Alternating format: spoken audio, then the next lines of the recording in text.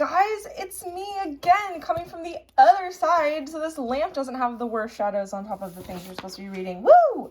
We are on page 129. It's called Folds, Turns, and Zeros. We're in topic 2. Notice I skipped a whole bunch of stuff. So I'm going to continue making sure we supplement. I know the book sometimes has some difficult things in it, but, you know, I want to make sure everyone gets an opportunity to learn all the cool things they have to say, because the book has some really interesting, thoughtful things that aren't just like taking notes. So our review is distributive property. Now, distributive property you're used to seeing with only one term multiplying inside to parentheses. You'll notice that an x multiplied times this quadratic turns into a cubic. And then after that, you need some double distribution. So whether you use double distributing or a box, I'm going to actually start by distributing the x. So I'm going to distribute x times x, which is x squared, x times 4, which is 4x. I'm done distributing the x. Now I'm going to distribute the -1. And -1 times 4 is -4. So you know that after you do a binomial times a binomial like this, you need to combine like terms. This is our standard quadratic form from factored form. So technically, this is also factored form, and this is also factored form. The factored forms of these are not quadratics. So I see a factor, a second factor, a third factor, and those 3 factors are going to turn into a cubic, an x to the 3rd power. Over here, it's harder to see, but there's an x here, an x in this factor, and an x in this factor. This is also 3 factors, and when we multiply it out into standard form, it will also be a cubic. So remember that you have to multiply one number at a time. I'm going to start by distributing the x into my first set of parentheses. So this is a multiplication. I think a lot of students forget that distributing is multiplying, and when we multiply 2 things together, that's all we got. Distributing only happens inside with plus or minus symbols when terms are separated. So you only distribute the x to the first one. Those are now multiplied, and now we are going to multiply it times 1/2 x plus 1 with our double distributing property. So first I'm going to distribute the x squared. Woo! That is 1/2 x to the 3rd power. X squared times 1 is 1x squared. Done with that. And now I multiply my 1x times 1/2 x. 1/2 x squared. And 1x times 1 is just 1x. Notice I'm saying the ones, but I'm not writing them. Doesn't matter. And so for this one, we actually have an x squared and a 1/2 x squared that we need to combine. You can combine these however you'd like. 1/2 x to the 3rd. Plus, I'm going to combine it as 3/2 just because I like fractions better. But if you wanted to do 1x squared plus 1/2 x squared as 1.5 x squared and use a decimal, that's also totally fine. These are combining, and I combine them to make 3/2 x squareds. Okay. Last one over here it's got a lot more numbers, but it's the same thing. First, we're going to distribute the first 2, and then we're going to distribute all of them. So for this one, I'm actually going to do box method so that you guys can see after you do the first box method. It might take you some extra space to do this, but the box method is just a nice organizational way to distribute and multiply all of the terms times each other. So 2x squared, 1x, 4x, and 2. Combine like terms, we get 2x squared plus 5x plus 2. Now, that's the first 2 multiplied together. These 2 things now equal this, and I now have to multiply this whole thing times x plus 2. This is 3 terms, and I'm going to multiply it by 2 terms. You guys can make a 3x2 box and just do box method again. I should have left a little bit more space on the left side for you. So now we're going to multiply all 3 of these terms times x plus 2, and you get 2x to the third, 5x squared, 2x, 4x squared. I know you might be pausing the video. I hope you can do this on your own also, though. Everything inside the box is now part of my standard form. So the combining like terms, I see that I'm going to combine the x squareds together. I'm going to combine these x's together. And I only have one term with x to the third. That's my leading term, my leading coefficient. And my degree is 3. And then my last constant term is 4. So I have 2x to the third. Combining like terms, I get 5 plus 4 is 9x squareds is 10x's plus 2x's is 12x's and a 4. And that looks ugly, but I know you know what it is. And boy, were they kidding themselves when they thought this would only take 2 minutes. Let me check my run time. 6 minutes! Ridiculous. I know I'm talking to you, but like, come on. 6 minutes. Ridiculous. Okay, so let me figure out how to do this so it's all in the frame. On the next page, we have our getting started. And the getting started here is unique. It's interesting. Honestly, if you are going to be in class on Tuesday, I might just do this with you guys in class. Also because I know people don't do their work. Oh, password time. If you're watching this, the secret password for you to get points for this is email me chicken nugget. The password is chicken nugget. Email that to me and I will give you points because you're a really good student and you deserve, or maybe I'll just like bring you a treat or something because I know you guys don't care about points very much maybe for agency, but maybe I'll give you a treat. That's good. This is good. Okay, so consider the constant function f of x equals 3. Now, this is the function y equals 3. It's 3 forever on the y-axis. Every single output is 3, 3, 3, 3, 3, 3, 3 forever. It is a horizontal line crossing the y-axis at 0, 3 forever. So it says, recall that you can translate this function vertically by adding a constant. You guys know that. If we added a +2, it would go up 2. If we added a -5, it would go down 5. And those translations are pretty comfortable, hopefully, for you guys. But let's think about a transformation in which the d value is not a constant. Like it's not just a number.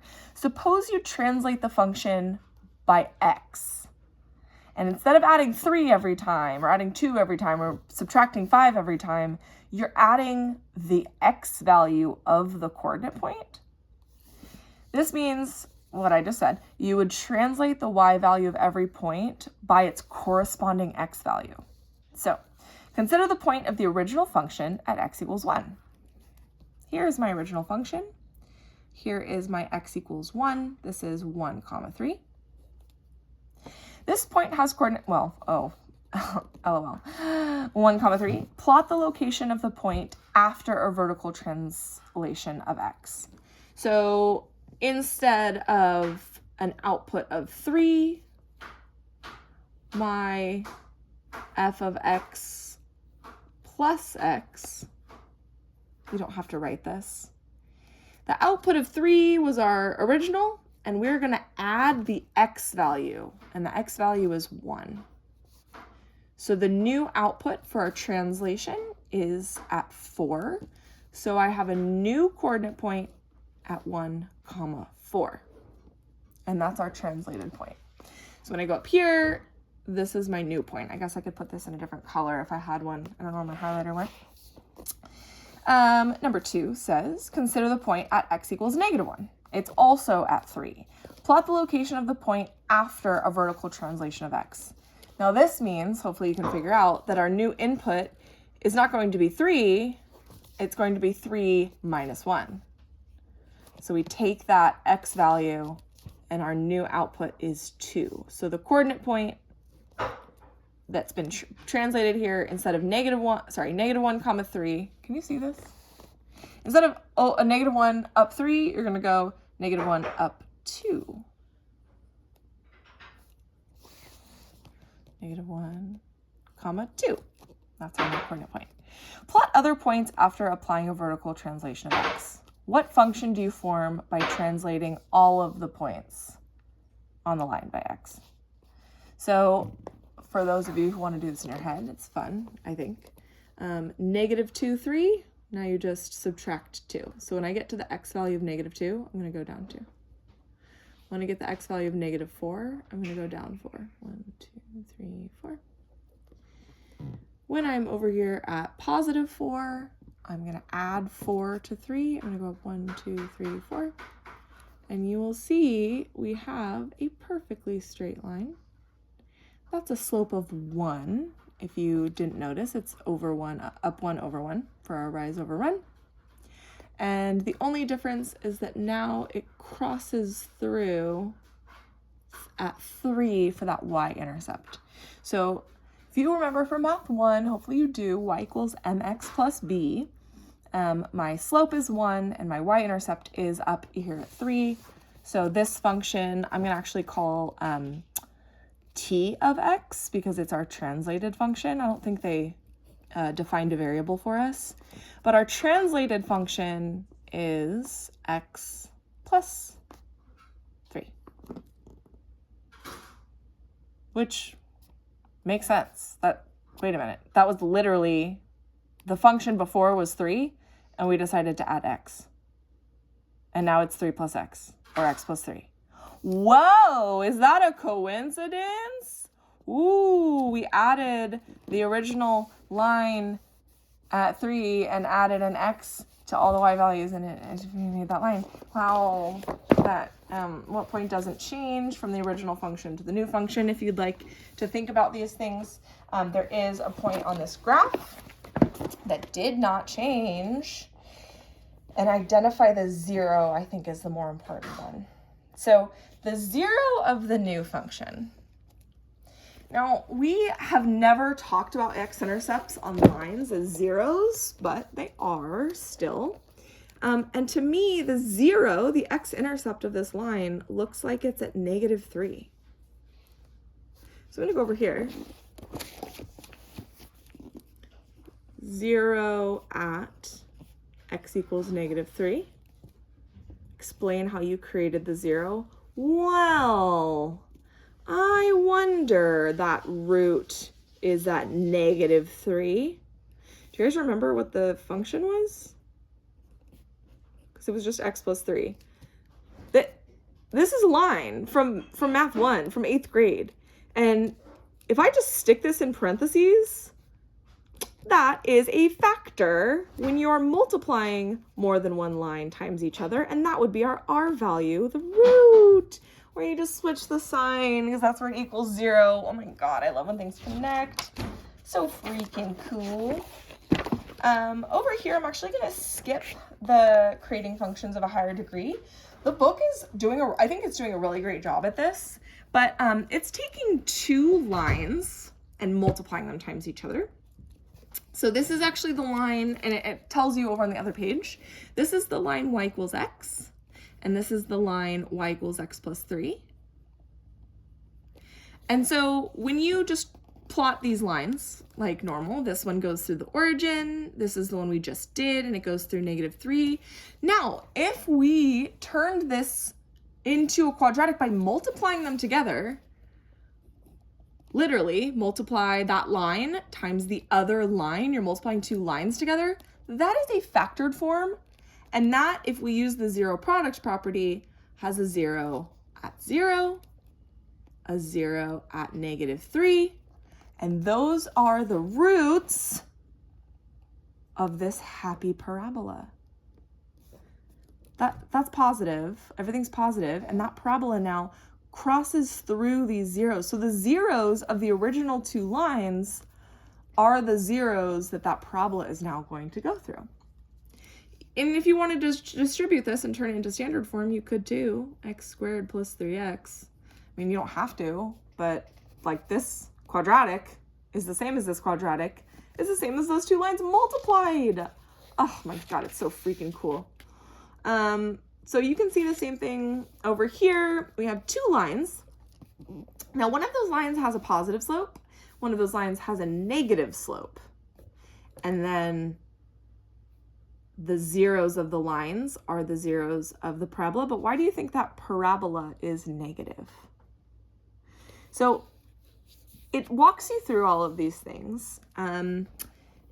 If you are thinking, there's my shadow again.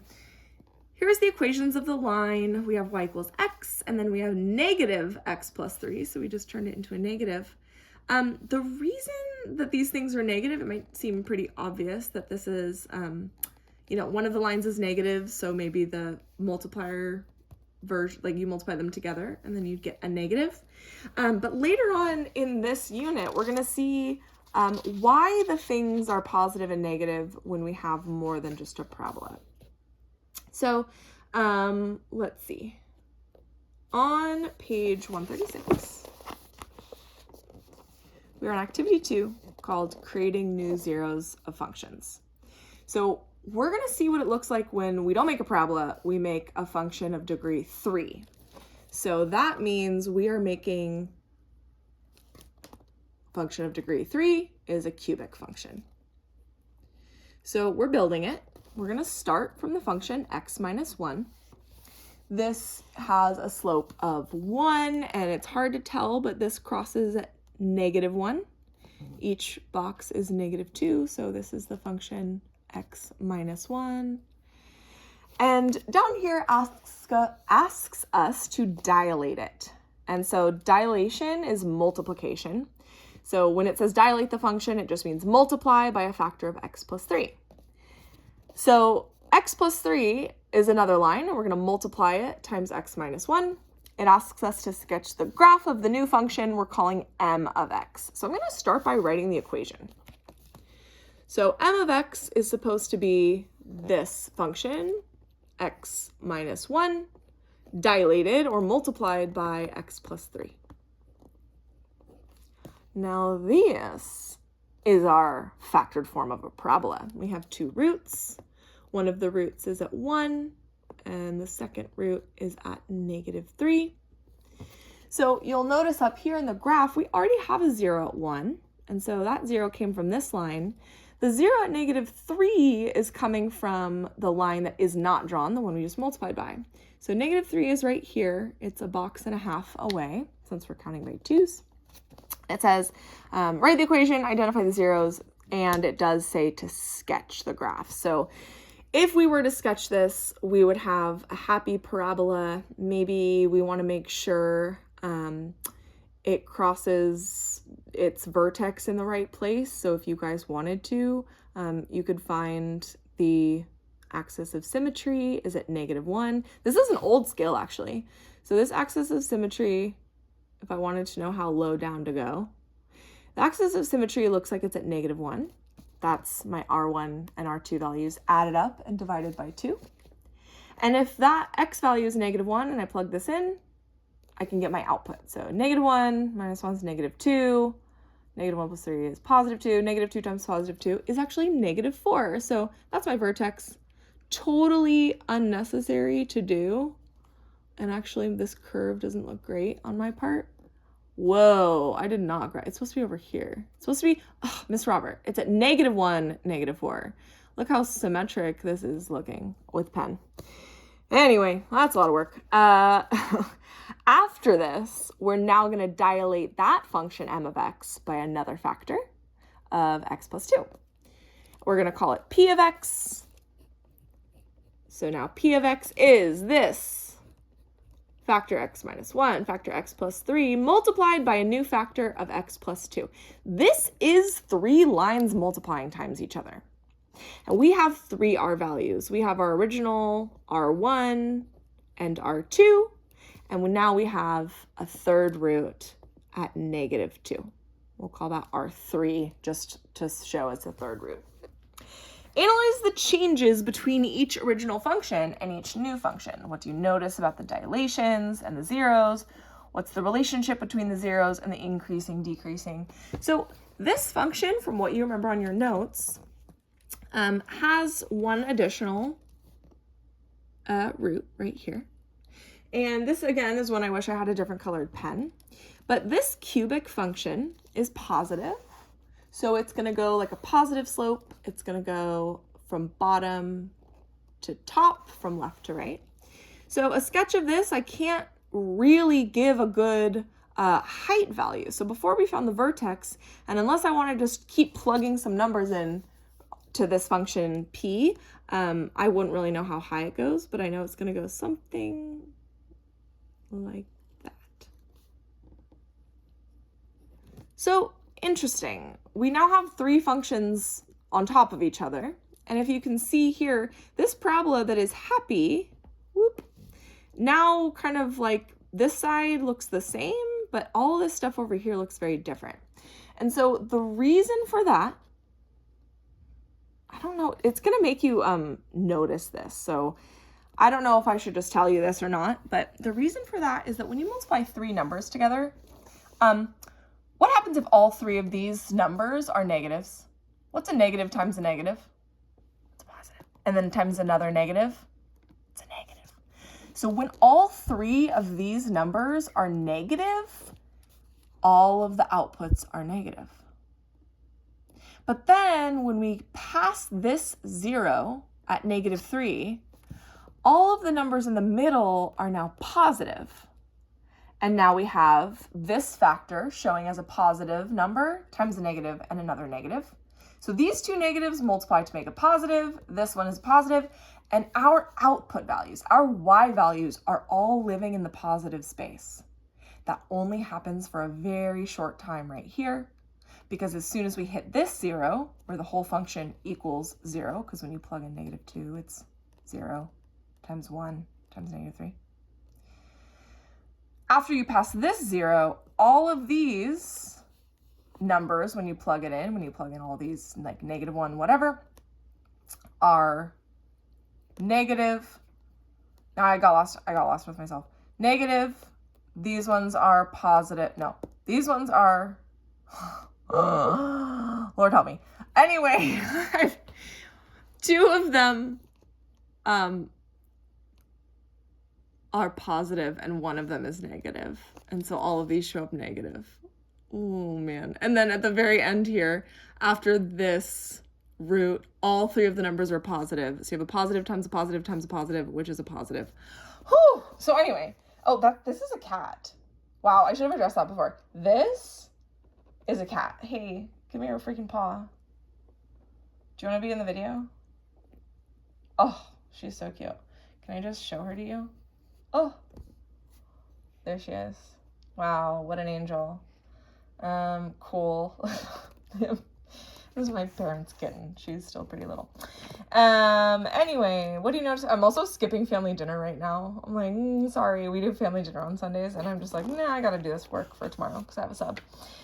So anyway, what do you notice about the dilations of each function and the zeros? Any of this stuff you'd like to write down, that there are intervals now. So intervals where it's negative, intervals where it's positive, intervals where it's negative, intervals where it's positive again. Consider the graph of this function, our favorite parabola in factored form, and it asks you to dilate by x plus 3 and sketch the graph of the new function. So I have a feeling they didn't want you to know about end behaviors yet, but I'm going to actually write this out. So I'm going to write the original function. Oh, we just did this. It's funny when you prep and then you like forget when the certain things are going to be. So this is x plus 3 times x plus 3. So we are dilating this parabola by one more factor of x plus 3. And notice this is a double root. So this is called r of x. And so what happens here is that there are still only two roots. There is our first root at 1, and then it's our second root at -3. And that happens twice. So this double root can also be called a multiplicity. And that is why the book it said multi, a multiplicity of 2, meaning it shows up twice. And so we still only have two zeros, but you geniuses know that there are supposed to be 3 because there are always 3 zeros in a cubic function. And so this is a positive cubic. We're going to do the same thing. This positive goes up and then it comes down, but hopefully you know already, it bounces off and it goes up. I did not do a very beautiful job of a curve. This should have changed concavity a little sooner. But this is our new sketch. Compare the degree 3 function with the degree 3 function before. And so the answer is that we only have intervals here, here, and here. So everything is negative, everything is positive, and then everything's still positive. So that represents that when the root shows here, oops, let's get this up. This root that shows here, it's not ever going to be like a negative times a positive, because these two numbers are always going to be the same thing. So either it's a negative times 2 positives, or it's a positive times 2 negatives, or it's a negative times 2 negatives. So there's only 3 intervals where that happens. All right, honestly, all of this extra stuff I said is not super vital. The book wants you to do a lot of like exploratory thinking. If it didn't make sense, that is fine. We are going to practice with functional transformations. So after this, we have on page 138, we have 4 practice problems where they start you with a quadratic and they ask you to multiply by another factor of x. So this one is just multiplying times x. Now, all you need to do is identify the roots. If you multiply by x, that root is at 0. So now you have 3 zeros instead of just 2, and you need to draw a swoop, swoop, swoop. The high and lowness in between here does not matter. Swoop, swoop, swoop, whatever you'd like. I'm not going for accuracy here. And you're going to do the same thing over here, recognizing that the roots from the parabola are already there for you, so you just have to do the last root that was given. This happens to be a double root now, but the ones down below it, we have 1 double root and 1 normal root.